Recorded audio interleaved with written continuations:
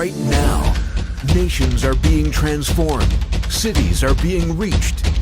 Governments are being reclaimed. And people in authority are inviting Jesus right into the heart of the marketplace.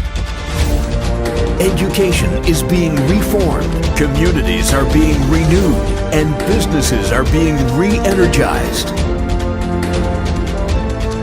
Listen to what is happening as ordinary believers bring the presence and power of God to the marketplace. Our city was dedicated to God by our mayor. Many things just suddenly happened. For once, the income of the city has quadrupled. Our problem on garbage collection was solved, and even our peace and order, they have improved significantly because the number of inmates in our jailhouses is only half of its capacity.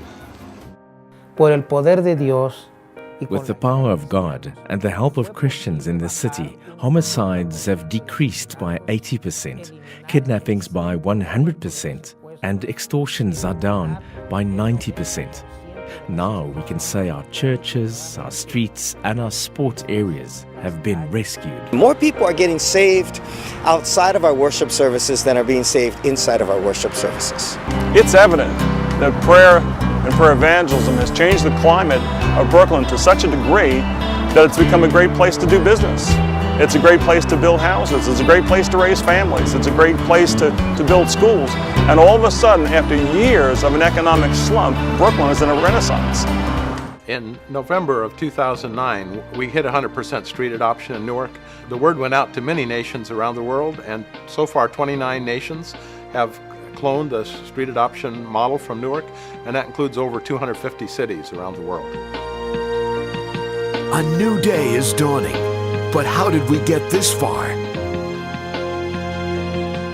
The secret of discipling Hawaii is all of you. You're the church. You're the saints that God has called out to disciple Hawaii. We pronounce them commissioned as ministers in the marketplace. As we further understood the truths of prayer evangelism and we saw the successes of prayer evangelism, it gave our folks a boldness to take these principles to the marketplace, to where they work and where they live, where they play. I got asked to pray at this private school, and so I prayed.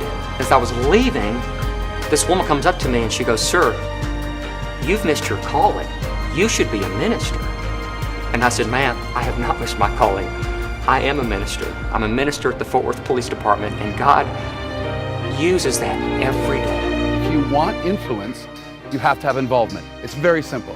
And so there's no mystery to this. There's no mystery to city transformation. It's serve, it's get involved, it's build relationship. It's very, very easy.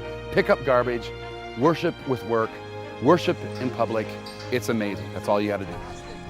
In 2011, I went to a high place in the outskirts of the city. And by God's grace, I made a declaration to adopt the city. I said to the city, "You're no longer an orphan." When I started the multiplex, I really didn't know what to do, how to do things, and but I knew that I was going to be used by the Lord. And we figured we're going to be a light in the community, if we're going to impact the community, then we need the community engaging themselves with us, and we need to engage the community. And so we did, and we reopened this place, and this has become a melting pot. This has become a hangout for the people in the community, not just the church. We walk by faith and not by sight. We are praying for this city, that God will tear down the demonic forces, and God will cause his power to rule and super rule. Amen, somebody. Amen. I have my own little church right here, and I pray daily, all day, every day, for myself as well as the children. Small steps of faith lead to great things. So where are they taking us? We want this city to become a city of joy. Transformation is happening in us, as it is happening in the city of Vallejo. The city of Vallejo is going to be a great city for you to grow old in. Newark will be a trophy. I believe that God is going to use our nation to bless our neighbors and all of Asia and indeed the whole world. We believe that God is establishing something that will go to other nations to bring transformation. Mr. Speaker, we hope together to make Brantford known as the kindest city in Canada. We dedicated the East Belitung Regency to the God who created this universe. We believe that it will go over across the nation of Indonesia, and it will go over to reach out even to the end of the world. When the kingdom of God comes to my city, I imagine a city with a smile. I imagine my city as God's city.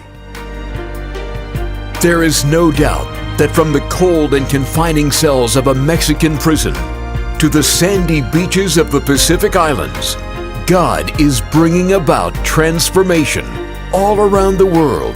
God is using ordinary people to do extraordinary deeds. In over 300 cities on 6 continents, the International Transformation Network, led by Ed Silvoso and his wife Ruth, is leaving a legacy of changed lives.